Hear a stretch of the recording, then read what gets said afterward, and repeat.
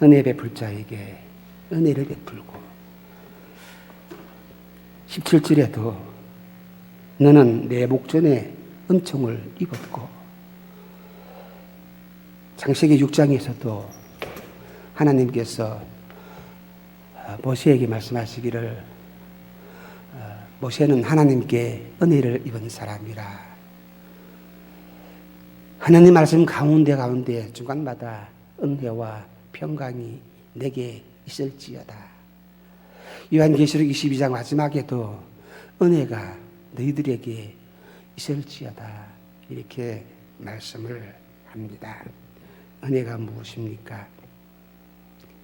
은혜가 무엇입니까? 우리는 은혜를 입어야, 하나님의 은혜를 입어야만 살아가는 그런 존재입니다. 매 시간마다 매일매일 하나님의 은총과 사랑을 입어야만 살아갈 수 있는 존재입니다. 특별히 저와 여러분들은 하나님께 맡은 사명이 있고 하나님께서 우리에게 주신 직분들이 있고 이 직분들을 감당하기 위해서는 무엇보다도 큰 은혜가 있어야 합니다. 은혜가 필요합니다. 이 은혜라는 말은 구약에서 하난이라고 하는 말이 있습니다. 하난, 이 말은 있잖아요. 윗사람이 아랫사람한테 베푸는 그런 호의, 그걸 말합니다. 윗사람이 아랫사람한테 몸을 굽힌다. 이걸 하난이라 그러는데 이것을 은혜라 번역을 했습니다. 아시겠습니까? 아랫사람이 윗사람에게 몸을 굽히는 것이 아니라 윗사람이 아랫사람한테 몸을 굽히는 것. 이것이 은혜라고 이렇게 번역을 했습니다. 물이 위에서 아래로 내려오는 것처럼 은혜라는 것은 높은 데서 하나님의 자리에서 하나님의 영광의 보좌에서 죄 많은 나에게 내려오는 것이 은혜입니다. 그러므로 은혜의 사람은, 믿음의 사람들은 우리 교회에서는 모두가 은혜의 사람이 되어야 하는데 교회에서 직분을 가지고 있는 사람일수록 자꾸 내려가야 합니다. 회장이 되었다고, 장로가 되었다고, 목사가 되었다고 그 높은 자리 아니잖아요. 그렇죠? 우리는 다 압니다. 높은 자리가 아니라는 것을 압니다. 그런데 우리는 회장이라고 높은 자리에 앉아 있고 나는 지금 장로라고 해서 높은 자리에 앉아 있고 나는 목사라고 해서 높은 자리에 앉아 있으려고 합니다. 부장이 되었습니까? 직분을 크게 맡은 사람일수록 우리는 아랫 사람에게 허리를 굽힐 줄 아는 사람이 되어야 합니다. 그래야 합니다. 그래서 큰 교회에서는 대개 화장실 청소를 장로님들이 많이 한다고 합니다. 우리 교회 장로님들 청소하라 그런 말은 절대 아닙니다. 그렇죠? 그런 데는, 그런 교회는 조직이, 체계가 그렇게 딱 잡혀 있는 그런 체계가 있습니다. 헬라어에서 은혜라는 말은 카리스라고 말을 합니다. 그레이스, 보기 아름답다라는 말이에요. 은혜라는 말이 매력을 느낀다 그 말입니다. 여러분 저를 보고 매력을 느낍니까? 아니잖아요. 그렇죠? 그런데 은혜라는 말은 일단 매력을 느낀다. 참 보기 아름답다. 가까이 하고 싶다. 좀 존경스럽다. 마음이 평안하다. 그런 뜻입니다. 야, 저 사람도 은혜의 사람이다. 그러면 있잖아요. 참 저 사람한테 가까이 가고 싶고 저 사람을 안아주고 싶고 저 사람이 참 매력이 있고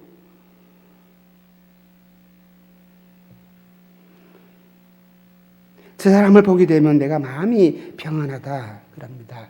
그래서 이 카리스마라는 말이 이 단어가, 이 헬라어 단어가 우리 교회에 이렇게 도입이 되어서 값지고 귀한 것을 값없이 베풀어 주었다. 이렇게 해석을 하게 되었습니다.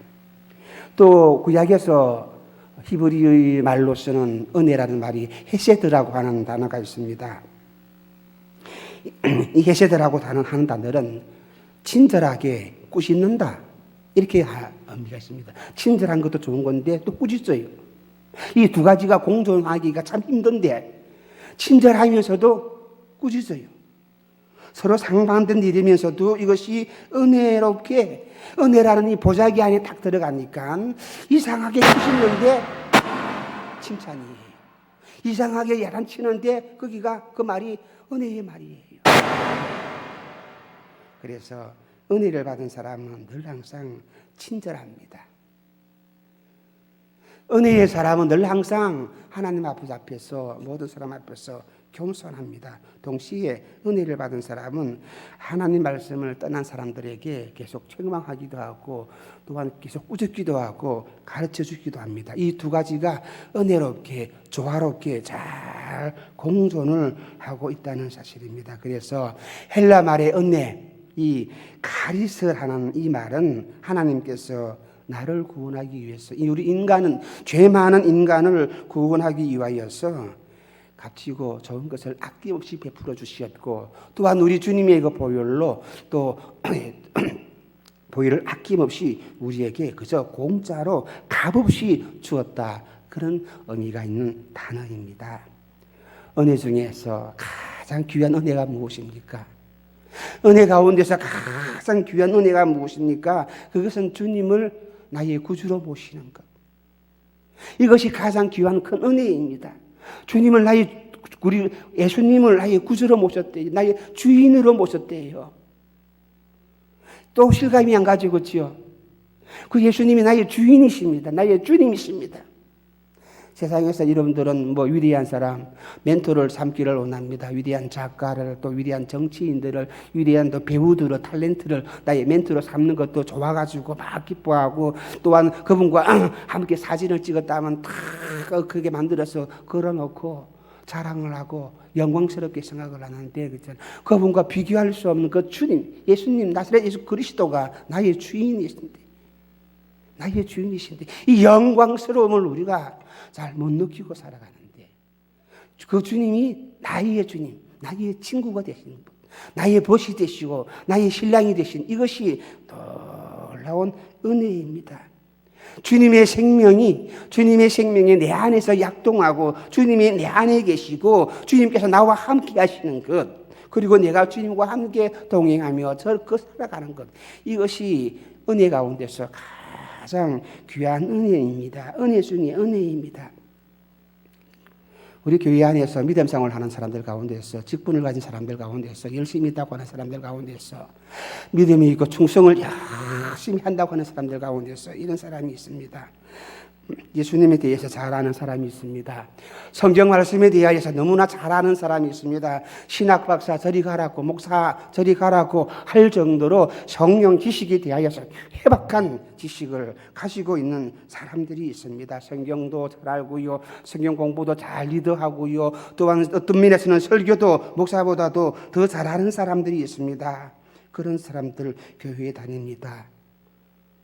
그런 사람들 예수님을 만나는데, 예수님을 알기는 아는데, 성경을 알기는 아는데 어떻게 알았습니까? 자기의 머리로 알았고, 자기의 지식적으로 알았고, 성경을 만났는데, 성경을 배웠는데, 성경 안에서 모든 사실들, 역사적인 사실들을 배웠는데 예수님을 만나는 경험이 없어요.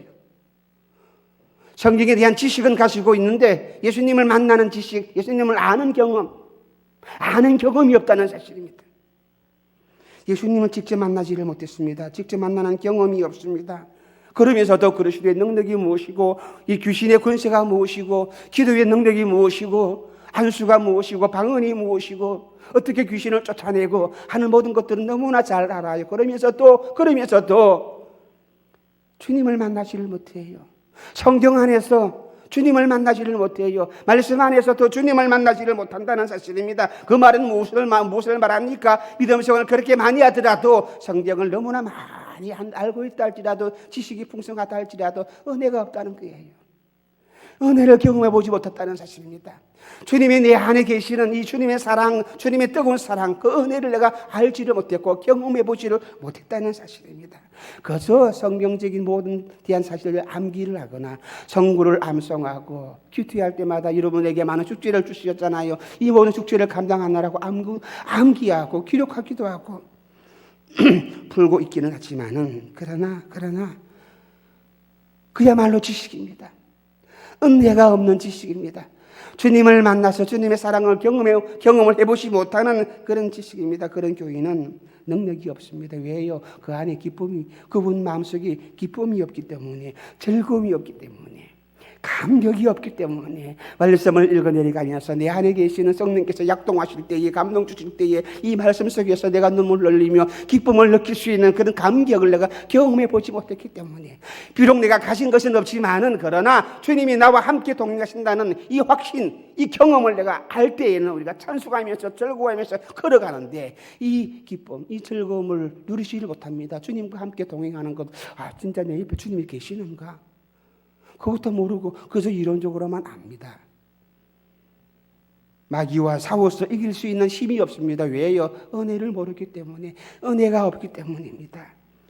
배웠지만은 지식적으로만 알고 있습니다. 그 마음속에는 주님이 계시지 아니합니다. 주님의 생명이 계시지 아니하기 때문에 주님과는 아무런 상관이 없어요.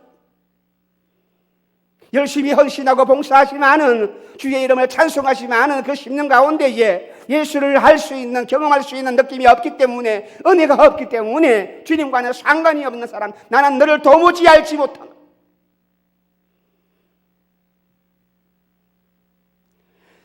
귀신들도 예수님 압니다. 도율입니까? 그 도율, 김용옥, 그분도 예수님 따라 요한복음을 강의했대요.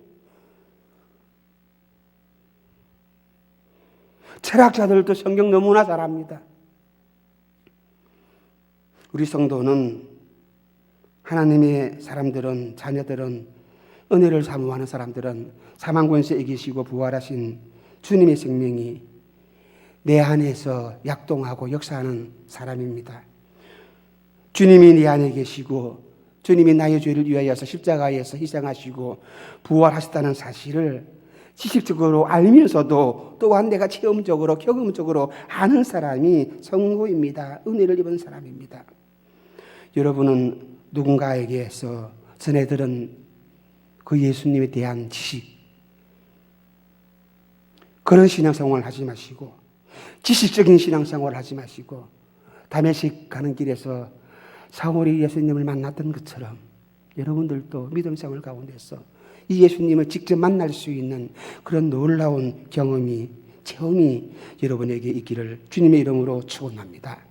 그렇다면 하나님의 은혜를 입은 사람은, 아버지 하나님의 은혜를 체험하기를 원하는 사람은, 하나님의 은혜를 사모하는 사람들은, 아버지 하나님의 은혜를 받은 사람들은 어떤 사람입니까? 아버지 하나님의 은혜를 받은 사람을 가만히 보면 있잖아요. 세상에서 얻지 못하는 평안과 기쁨과 즐거움과 자유를 가지는 사람입니다. 보세요. 은혜를 입은 사람은 늘 기뻐요, 늘 찬송해요, 늘 즐거워요, 늘 감사해요. 역대하 7장 10절 말씀입니다. 같이 읽겠습니다. 자, 다 시작. 7월 23일에 왕이 맞습니까? 시작.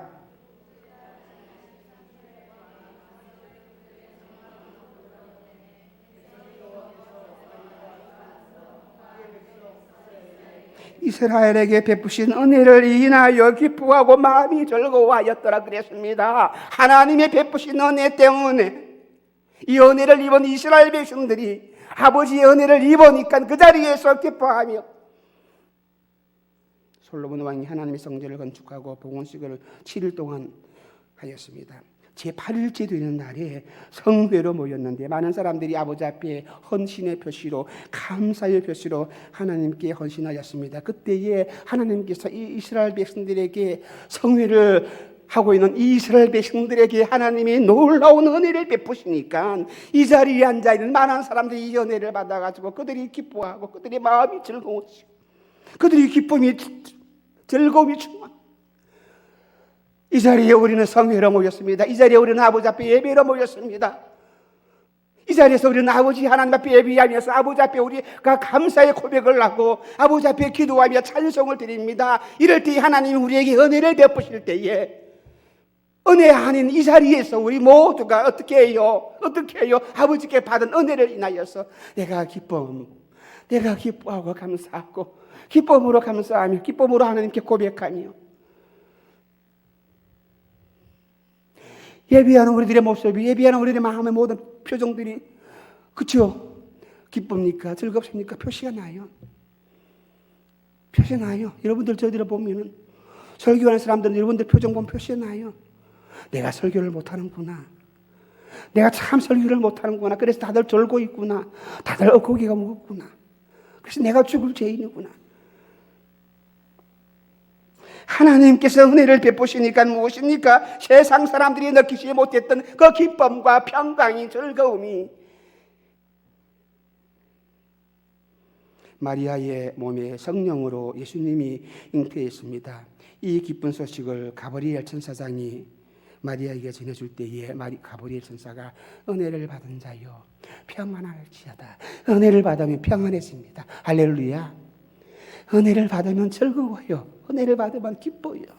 그랬습니다. 은혜를 받은 자여 평안할지어다. 12년 동안 혈루병으로 고생하던 여인이 예수님의 몸에서 넉넉히 나가서 고침을 받게 되었습니다. 그때에 주님께서 누가 내 옷에 손을 대었느냐 물었을 때에 이 여자가 주님께 엎드려서 고합니다. 주님, 이 죽을 죄인이 혈루병 걸린 자들은 공중에 이스라엘 회중 안에 들어오지도 못합니다. 아무도 접촉을 못합니다. 그 여자가 만진 모든 물건들은 다 더러워지기 때문에 함부로 못 들어와요. 그런데 이 여자가 이 회중 안에 들어온 것은 큰 죄악입니다. 못 들어오는 거예요. 무리 안에 못 들어오는 거예요. 그런데 또 더군다나 예수님 옷을 만졌어요. 만지는 것, 여자가 만지는 것마다 더러워지는데 그래서 못 만져요. 그런데 여자는 만졌습니다. 그래서 예수님께 들켰어요. 그래서 여자가 나가.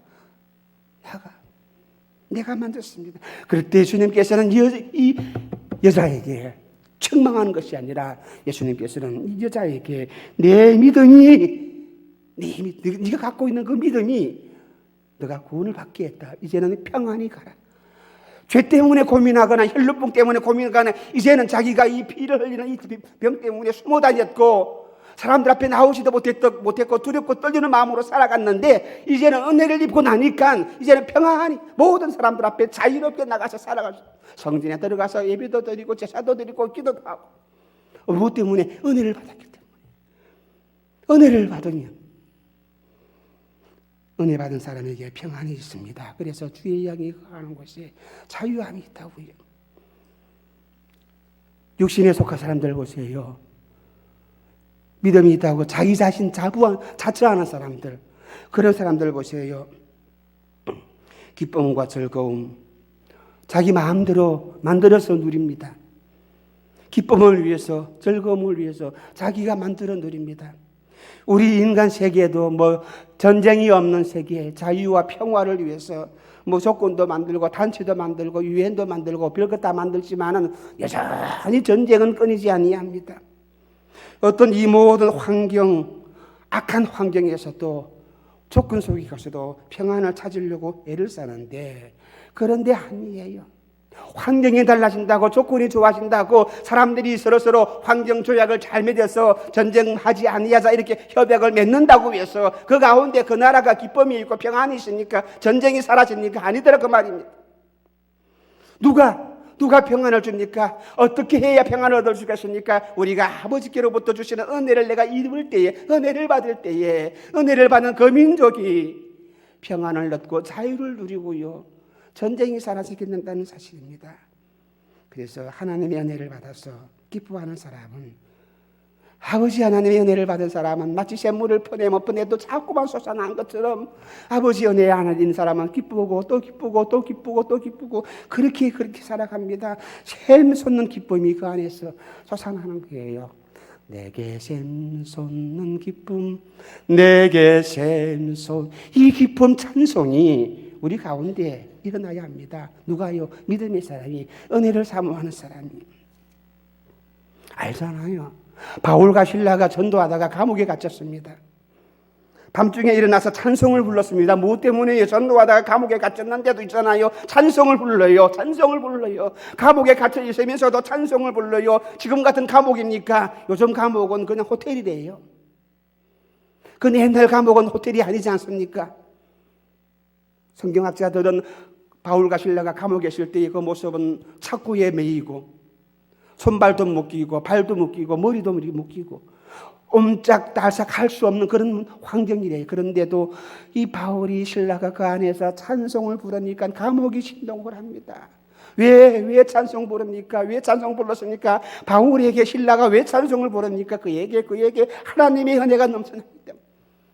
하나님의 은혜가 그 심령 가운데 넘쳐나기 때문에 그곳에서도 찬송이. 매를 맞았는데, 피투성이가 되었는데, 그럴 때에 원망, 불평할 수밖에 없을 거예요. 제가 지난주에 그렇게 제가 지난 주간에 그것을 경험을 해봤어요.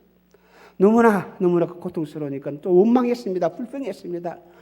기도도 나오지 않습니다. 참 하나님 정말 너무합니다. 하나님 아버지, 내가 왜 이렇게 살아가야 합니까? 내가 이렇게 원망하다 보니까 안 되겠더라고요. 그래서 마침 명절이 되어서 다 나가버렸어요. 내 병실에 내 혼자만 남았습니다.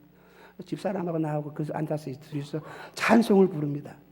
아무도 없는 그 자리에서 조금 전까지는 내 신세 한탄을 하면서 내가 그랬는데 그 안에서 좀 이제는 내가 그걸 떨쳐버리고 찬송을 부르고 나니까 그 원망이 사라지면서 우리 눈에서 눈물이 흐르고 아버지 앞에 내가 드리는 감사가, 기쁨이 나도 모르는 세상에 주시지 못하는 그런 기쁨과 평안이 흘러 넘치더라 그 말입니다. 무엇입니까? 은혜를 입은 사람이 찬송을 부를 수 없는 그런 환경인데도 불구하고 아버지 앞에 받은 그 은혜를 기억하고 감사하면서 믿으면서 찬송하니까 또 기쁨이 흘러 넘쳐나더라. 누가 찬송합니까? 은혜를 받은 사람이 찬송합니다. 하나님의 은혜를 받은 사람은 있잖아요. 또한 많은 사람들로부터 있잖아요. 존경과 귀중히 여김을 받더라고요. 누가 은혜를 입은 사람들이 있잖아요. 저 사람이 목사냐? 저 한국교회냐? 우리 한국교회 목사님들이 왜 그렇습니까? 우리 모두가 은혜를 다 잃어버렸어요. 우리 교회도 우리 목사님들도 우리 모두도 아버지께 받은 그 은혜와 사랑을 잃어버리니까 내 모든 정체성도 사라지게 되고 세상으로부터 비난과 조소를 받게 되는 거예요. 그러나 은혜를 입은 사람들은 있잖아요. 모든 사람들로부터 칭찬과 좋은 길을 받게 되더라는 것입니다. 요셉 아시잖아요. 요셉이 그러잖아요. 요셉은 보디발 집에 가서 종살이를 했습니다. 종살이입니다. 노예입니다. 노예살이가 그렇게 평안한 생활입니까? 한 달 셀러리맨처럼 월급을 받는 그런 생활이 아니지 않습니까? 자기 생명이 언제 죽을지도 모르는 그런 것이 종살이입니다. 주인 보디발이 이 요셉을 보니까 일 너무 잘해요. 이 요셉을 보니까 너무 일을 잘해요. 맡긴 일들을 너무나 잘 해나갑니다. 보통 사람하고 달라요. 이 요셉이 똑같은 종인데 다른 종들하고 달라요. 알고 보니까 이 요셉에게는 무엇이 있더라고요. 하나님께 은혜를 입은 사람이다 그 말입니다. 이 보디발이 그걸 알았어요. 우리 창세기 39장 3절 말씀입니다.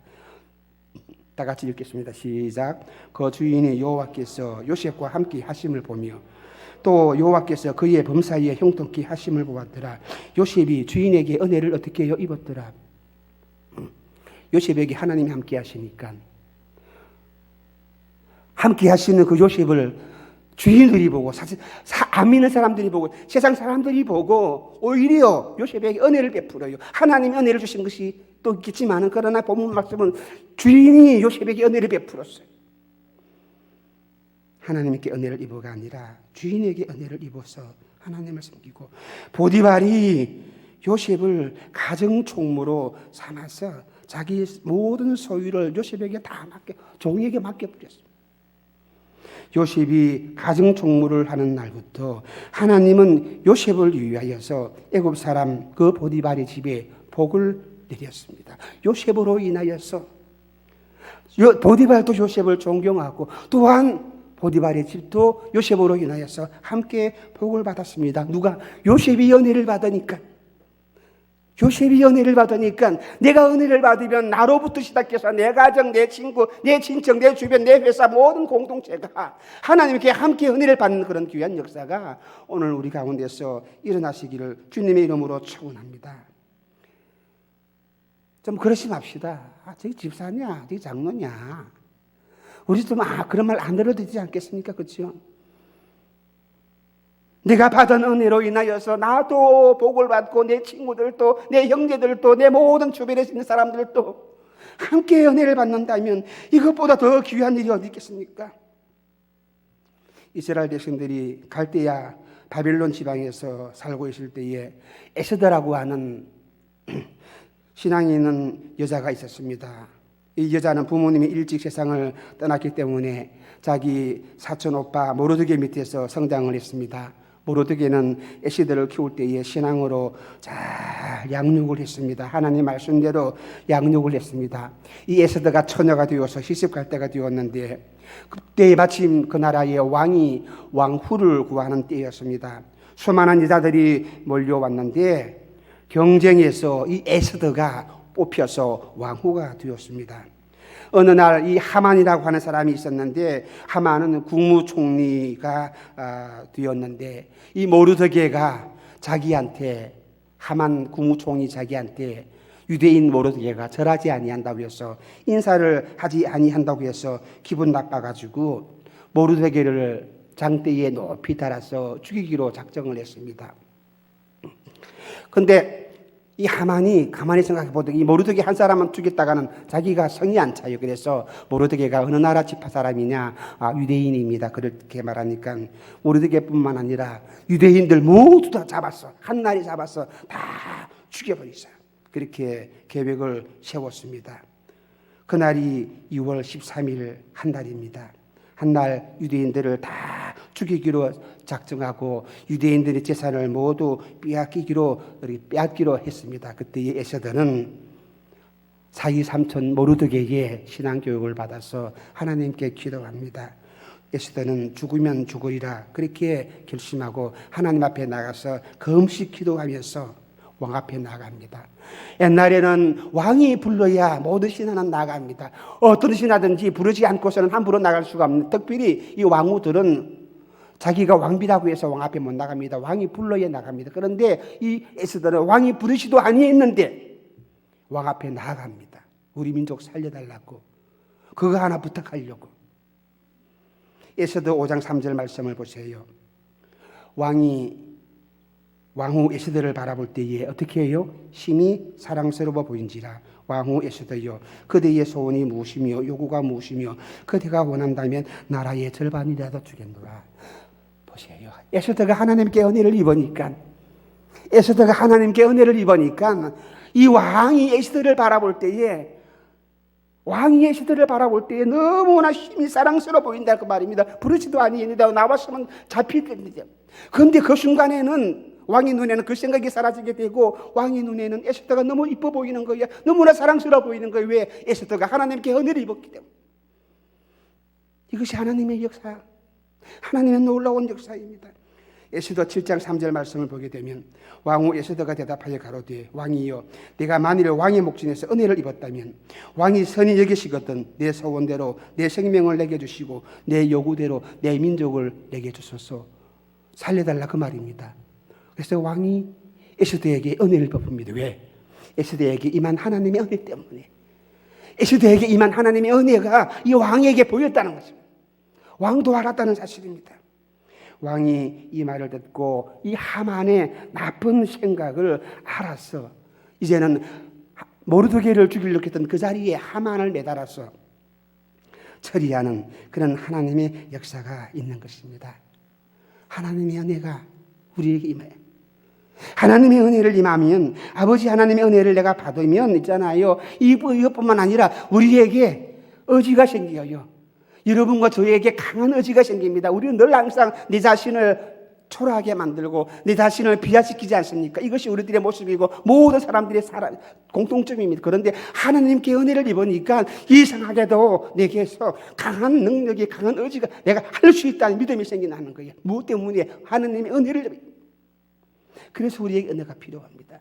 왜요? 우리는 하나님의 일을 해야 할 사람이기 때문에, 세상 사람들이 감당할 수 없는 그 놀라운 하나님의 일들을 우리가 맡아서 그런 사람이기 때문에 몇 시간마다 아버지 하나님의 은혜를 입어서 능력을 받아서 나도 일을 할 수 있다는 그런 강한 의지를 가지고 능력을 가지고 내 발걸음을 옮기고 내 손길을 옮기고,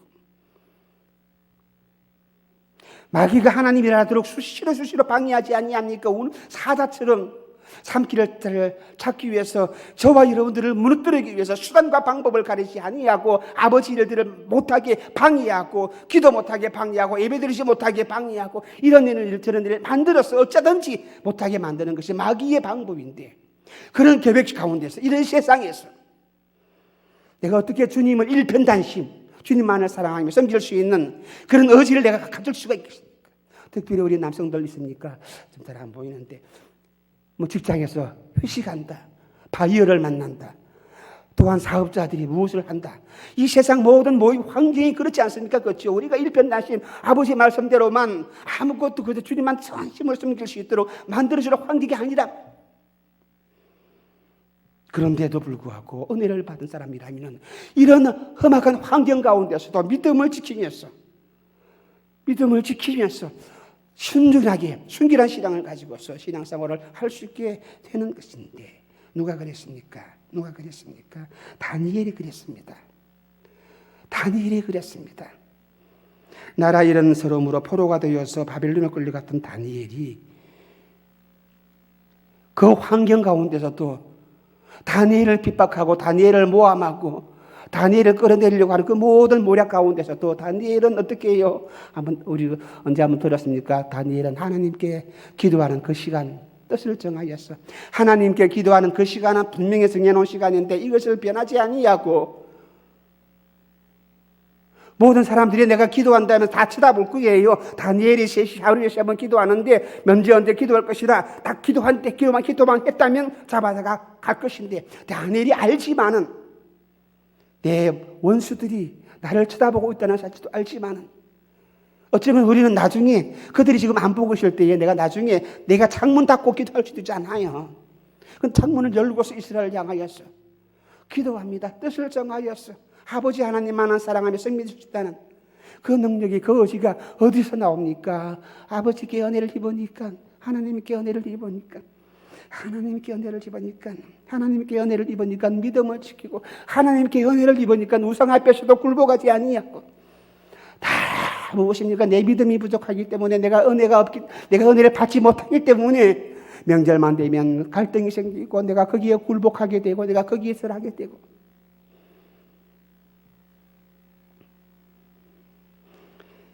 먹는 음식조차도, 다니엘은 먹는 음식조차도 우상에게 드리신 음식이기 때문에 나는 그거 먹지 아니하고 나는 채소만 먹겠다. 우리 친구들하고 채소만 먹겠다. 그렇게 뜻을 정해서 하나님께 자기 몸과 마음을 바치고 나니까 하나님이 은혜를 베풀어 주십니다. 계시를 알 수 있는 지식, 꿈을 해석할 수 있는 지식을 주십니다. 지혜를 주십니다. 그래서 그 당시에 박사라 그랬어요. 지금처럼 우리 공부 많이 사는 박사가 아니라 꿈을 해석하는 그런 박사의 어떤 그런 계시를 주시고 은사를 주시고, 그래서 포로가 또한 그 바빌론 나라의 국무총리가 되었어. 무엇 때문에? 은혜 때문에. 이것이 하나님의 은혜 아닙니까? 다니엘이 잘했어요. 다니엘이 잘났기 때문에, 에스더가 잘났기 때문에, 요셉이 잘났기 때문에 아닙니다. 이 모든 것은 순전히 나에게는 아무것도 없는데 그냥 베푸시는 하나님의 은혜였어요. 왜? 은혜를 사모하는 내 마음 이거 보시오. 엘리야 보세요. 엘리야가 어떻게 하나님의 은혜를 사모했습니까? 엘리야는 능력의 사람 아닙니까? 능력의 선지자 그러면 엘리야입니다. 놀라운 기사와 이적을 행했던 그 엘리야입니다. 하늘에서 불이 내려왔어요. 하늘에서 한번 기도하니까 불이 내려왔어요. 우리가 기도하니까 불 내려오는 것 그런 경험해 본 적이 있습니까? 하루는 그 방언 기도하고 귀신 추방하고 하는 것이 그런데, 엘리야는 기도하니까 하늘에서 불이 내려서 송아지를 떼어 버렸어요. 나는 불 태워 버렸어요. 한번 기도하니까 하늘에서 비가 내려오고, 한번 기도하면 비가 꺼져 버립니다. 그런 기도의 능력이 있는 선지자였는데, 이세벨이 엘리야를 죽이려고 쫓아다니니까 엘리야가 이세벨의 손길을 피해서 도망다니다가 한 번 도망가면 내가 이 정도야, 이 정도 핍박점이야 하고 이길 수 있죠. 또 두 번 피난 갈 때에는 이 정도 핍박점이야. 그런데 자꾸 핍박을 받아서 도망가다 보니까는 마귀는 이 낙심이라는 것을 우리 사람들에게 준다는, 모두가 이 낙심이라는 것 때문에 우리는 실패하는데, 엘리야의 마음속에도 이 내가 이 능력 있는 하나님의 종이 무슨 꼴이냐? 하나님의 종이 무슨 꼴이냐? 이렇게 도망다니다니. 이 생명의 연륜에서 내가 도망가다니 무슨 꼴이냐? 이렇게 엘리야도 낙심을 해가지고 자포자기할 때에 아버지 하나님께서는 엘리야를 다시 한번 일으켜 세워주시는 것을 우리가 잘 압니다. 엘리야는 광야로 도망을 갔습니다. 사흘길을 도망을 가다 보니까 로뎀나무 밑에 쓰러져서 이제 기도합니다. 하나님, 차라리 내 생명을 거두어 주시옵소서. 그렇게 푸념을 하면서 하나님께 기도했을 때에 하나님께서는 천사들을 보내어서 엘리야를 어루만져 주시고, 낙심하고 있는 엘리야를 어떻게 해야 했잖아요. 어루만져 주시고 피곤을 풀어 주시고 떡과 마실 물을 주시고 엘리야에게 말합니다. 다시 새 힘을 얻도록 해서 엘리야야 호렙산으로 다시 올라가라. 하나님이 엘리야에게 은혜를 주시니까 그 능력에서 니자도 다시 힘을 얻어가지고 다시 힘을 얻어서 다시 아합 앞에 가서 이세벨 앞에 가서 다시 대결에 싸운 무엇입니까? 은혜 입지 못하면, 은혜 받지 못하면 우리는 아무것도 할 수 없어요. 아무런 하나님의 일도 할 수 없을 뿐더러 이 세상에서도 살아갈 수 있는 지혜와 지식도 없는 것입니다. 그래요. 힘이 없는 사람입니까? 돈이 없는 사람입니까? 지식이 없는 사람입니까? 무엇인가 부족하다고 자신을 자꾸만 비하시키는 사람입니까? 그러면 그럴수록 우리는 하나님께 엎드립시다. 하나님께 엎드려서 간구합시다. 하나님, 나에게 하늘 문을 여시고 하늘의 그 은혜와 능력을 나에게 물붓듯이 부어달라고 아버지 앞에 간절히 간구하시는 사람이 되시기를 주님의 이름으로 축원합니다. 하나님의 은혜를 받으면 새 힘을 얻게 되는 것입니다. 이스라엘 백성들이 한때는 곤고에서 쓰러질 때에, 원망했을 때에 하나님께 이렇게 기도했습니다. 우리 시편 43편 5절 말씀입니다. 다 같이 한번 읽도록 하시겠습니다. 시편 43편 5절 말씀 있습니까? 제가 안 줬습니까? 시편 43편 5절 말씀에는 내 영혼아 네가 어찌하여 낙심하며 어찌하여 내 속에서 불안해하는가? 너는 하나님께 소망을 두라. 그가 나타나 도우심으로 말미암아 네 하나님을 네가 여전히 찬송하리로. 낙심하지 말고 절망하지 말고 실망하지 말고 그때마다 하나님께 은혜를 간구하라. 그렇게 분명히 우리에게 말씀해 주었습니다. 주님을 앙망하는 사람에게 아버지께서는 새 힘을 주십니다. 하나님의 은혜를 간구하는 사람에게는, 하나님의 은혜를 사모하는 사람에게는 아버지께서는 이 은혜를 베풀어 주시겠다고 분명히 약속을 하셨습니다. 우리는 힘이 없고 연약한 사람입니다. 그렇기 때문에 늘 항상 아버지께 은혜를 간구해야 합니다. 성령의 충만함을 간구해야 합니다. 아버지 하나님, 이 부족한 나를 불쌍히 여기시고 무지하고 무능한 나를 불쌍히 여기시고 내가 아버지께 사랑을 크게 입은 사람임에도 불구하고 주의 종임에도 불구하고 낙심하고 절망하는 나를 불쌍히 여기시고 오늘도 이 한 시간 나에게 하나님의 계신 그 은혜를, 능력을 물붓듯이 부어달라고 기도하시기를 주님의 이름으로 축원합니다. 은혜를 받으면 주님을 본받아서 선을 행하고 천국에 들어가게 되는 것입니다. 은혜를 입어야, 은혜를 받아야 예수님처럼 살아갈 수가 있습니다. 은혜를 받아야 예수님처럼 복음을 전거하고 예수님처럼 착한 마음을 가지고 예수님처럼 복음을 땅끝까지 전파할 수가 있다는 사실입니다. 마태복음 25장에 보게 되면 악인과 의인을 갈라내는데 오른편에 두는 사람, 왼편에 두는 사람을 갈라내는 말씀이 있어요. 그 중에서 왼편에 있는 사람들이 불평합니다. 왜 우리가 왼편에 있어야 합니까? 왜 저 사람은 오른편에 있고 주님께 인정함을 받아야 합니까?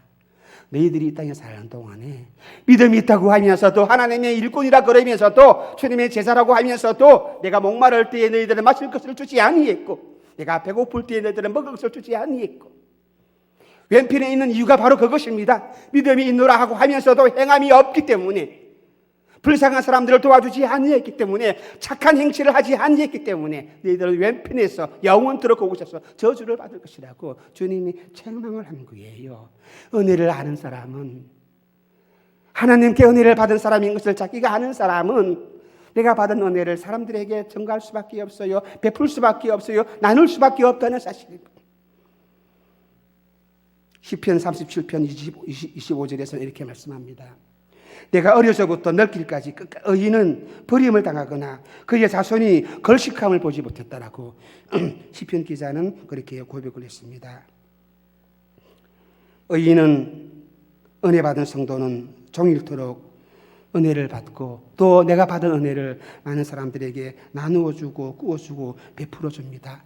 자기가 받은 대로 자기가 받은 그 은혜를 증거합니다. 오늘날 시간에 우리 목자들에게 말했습니다. 여러분들이 목원들에게 여러분들이 갖고 있는 회원들에게 무엇을 가르쳐주고 무엇을 증거하기를 원하느냐? 세상의 경제를 가르칠 것인가? 세상의 논리를 그들에게 증거할 수 있을 것인가? 아니지 않느냐? 내가 전할 수 있는 것은 우리가 전할 수 있는 것은 아버지 말씀밖에 없는데 내가 받은 그 은혜밖에 없는데 내가 받은 그 은혜와 사랑밖에 없는데 이것이 없다면 우리는 무엇을 그들에게 알려주고 총동원 전도주일날 우리가 사람들을 데리고 올 터인데 그들을 무엇이라고 말하고 데려올 것인가? 그들에게 무엇이라고 말하고 데려올 것인가? 오늘 선물 준다. 와요. 그래, 그것도 맞습니다. 하나 데려오기 위해서는 동기를 마련해주고 무엇인가를 이렇게 미끼를 던져주어야 합니다. 그러나 그 가운데서 빠지지 말아야 할 것이 무엇입니까? 내가 받은 그 은혜, 내가 체험했던 그 은혜, 내가 알고 있는 그 예수 그리스도를 그들에게 증거하지 않는다면, 그들에게 고백하지 않는다면 가짜 전도자예요.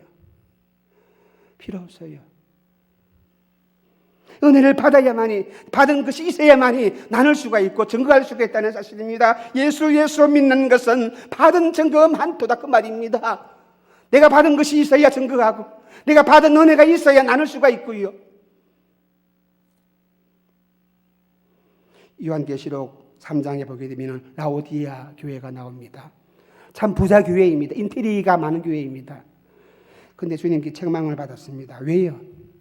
부자들이기 때문에, 인테리어가 많이 있기 때문에. 물론 모든 교회는 하나님께서 다 은혜를 베풀어 주었을 것입니다만, 그러나 이 라오디아 교회는 자기들이 가지고 있는 물질, 지식, 지혜 이것만 의지하다가 하나님의 은혜를 망각해 버렸어요. 하나님의 은혜를 가소롭게 생각하는 것입니다. 그래서 교만하게 됩니다. 하나님의 은혜를 간구하지도 아니했고 하나님의 은혜를 사모하지도 아니했고 무엇을 찾아갑니까? 교회가 잘 운영되려면 물질이 많아야 되고 재정이 많아야 되고 사람이 많아야 되고 지식 있는 사람들이 많아야 되고 이 세상적인 조건들을 찾는 거예요. 그것 가지고 교회를 이끌어 가려고 합니다. 그런데 이와 반대되는 서문화 교회는 가난한 교회입니다. 힘이 없는 교회입니다. 가난하기 때문에 힘이 없는 교회입니다. 그런데 주님께서는 이 서문화 교회에게 요구하는 것이 있어요. 네가 죽도록 충성하라. 이 힘없는 교회에게, 이 힘없는 서문화 교회에게 주님께서 요구하신 것이 무엇이라고요? 네가 죽기까지 충성하라. 라오디아 교회, 돈 많은 교회에게 그렇게 요구하지 않았어요. 왜요? 이 서문화 교회는 은혜가 넘치는 교회이기 때문에, 은혜를 받은 것이 있기 때문에, 하나님께 받은 은혜가 있기 때문에, 받은 그 은혜를 가지고 열심히 죽도록 충성할 수 있기 때문에 주님께서 그렇게 명령을 내렸습니다. 하나님의 은혜가 넘쳐나면 여러분 이 시간 말씀을 듣는 것도 여러분에게는 생명이 되고 양식이 되고 꼴이 되고 꿀이 되고 말씀을 들을 때마다 은혜가 넘쳐나는 것입니다. 누가요? 하나님의 은혜를 아버지의 은혜를 넘치게 받으면 은혜를 받은 사람은 말씀을 들을 때마다, 말씀을 읽을 때마다, 찬송을 부를 때마다, 기도할 때마다 거기에 하나님의 은혜의 바다에 잠기게 되는 거예요. 왜 예배 시간에 졸게 됩니까? 왜 예배 시간에 자꾸만 딴 생각을 하게 됩니까? 왜 예배 시간이 빠지게 됩니까? 사모하는 마음이 없어요. 은혜가 부족해요. 은혜를 사모하지 않기 때문에. 그런데 은혜 받아보세요. 은혜 받아보세요. 말씀 한 절 한 절이 설교 한마디가 우리 마음을 찌르고 내 마음을 찌르고 나를 감동시키고 내가 그 앞에 엎드려서 어떻게 할지 모를 정도로 감동과 감격이 일어나게 하는 것이 무엇입니까? 하나님의 은혜입니다. 그래서 디모데후서 3장 16절에 이렇게 말합니다. 모든 성경은 하나님의 감동으로 된 것으로 아버지의 말씀을 내가 깨닫게 하는 것이 무엇입니까? 내 지식이 아니라 내가 얼마나 많은 이해력을 갖고 있는 것이 아니라 그것이 아니라 하나님의 감동이라 그랬습니다. 말씀을 내가 듣고 깨닫게 하는 것은, 말씀을 내가 듣고 은혜를 받는 것은 무엇이냐? 하나님의 성령의 감동하심이 있을 때에 교훈과 책망과 바르게 함과 어려 교육하기에 유익하다 그랬습니다. 시편 마지막으로 141편 5절 말씀을 함께 읽어보면서 말씀을 정리하도록 하겠습니다. 시편 141편 5절 말씀 시작. 은혜로 여기며 그래요. 책망할지라도 머리에 기름같이 여기며 내 머리가 이를 거스르지 아니할지라도 너희 재난 중이라도 내가 항상 기도하리로다. 은혜 받은 사람의 모습이에요. 은혜 받은 사람의 모습이에요. 은혜 받은 사람 비록 내가 처한 환경이 초라하고 약하다 할지라도 그래도 이것을 내가 절망으로 여기지 아니하고 좌절로 여기지 아니하고 오, 하나님이 내게 향하신 뜻이 있구나 하면 기뻐하면서 감사하면서 하나님께 감사하는 거예요. 감사하는 거예요. 다윗이 범죄하고 나서 책망을 들었습니다. 나단 선지자에게 책망을 들었습니다. 그럴 때에 다윗은 언제 어떻게 해요? 거기에 무릎 꿇고 나단 왕인데도 불구하고 나단이 책망할 때에 거기에 무릎 꿇고 하나님께 회개하며 기도합니다. 이것이 은혜 받은 사람 모습입니다.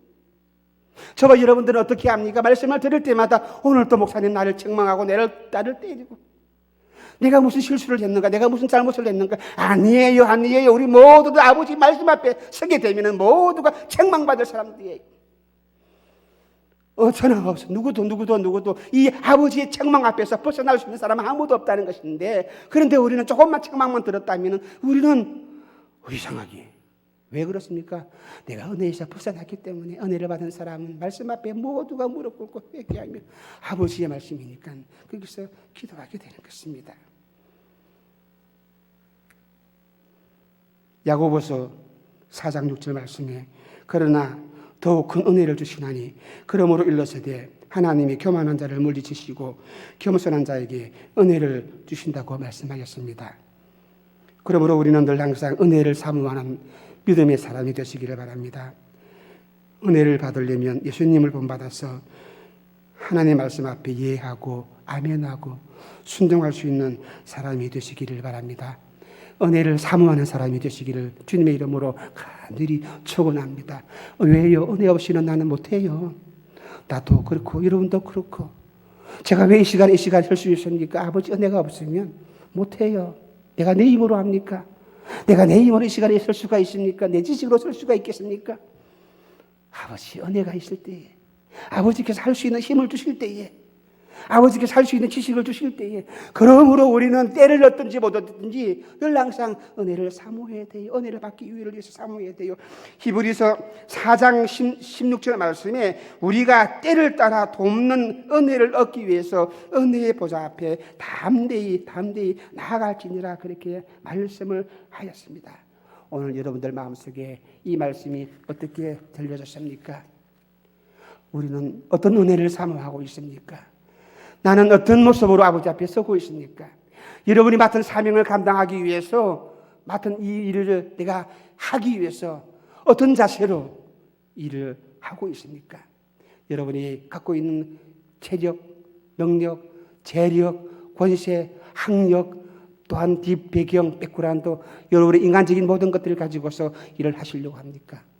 총동원 전도주의를 3일 나왔는데 이 일을 우리가 효과적으로 아버지 하나님을 기쁘시게 하기 위해서 할 수 있는 것이 무엇입니까? 역시 하나님의 은혜일 것입니다. 하나님 오늘도 우리에게 은혜를 베풀어 주시고 이 은혜를 베풀 때에 또한 주님께서는 은혜를 받을 자에게 은혜를 베풀 사람에게 하나님께서는 주신다고 오늘 본문 마지막에 또 그렇게 말씀을 하셨습니다. 이 은혜가 우리 가운데 넘쳐나도록 내 안에 넘쳐나도록 뿐만 아니라 내 심령이 이 은혜를 사모할 수 있는 믿음의 사람이 되게 하여 주시옵소서.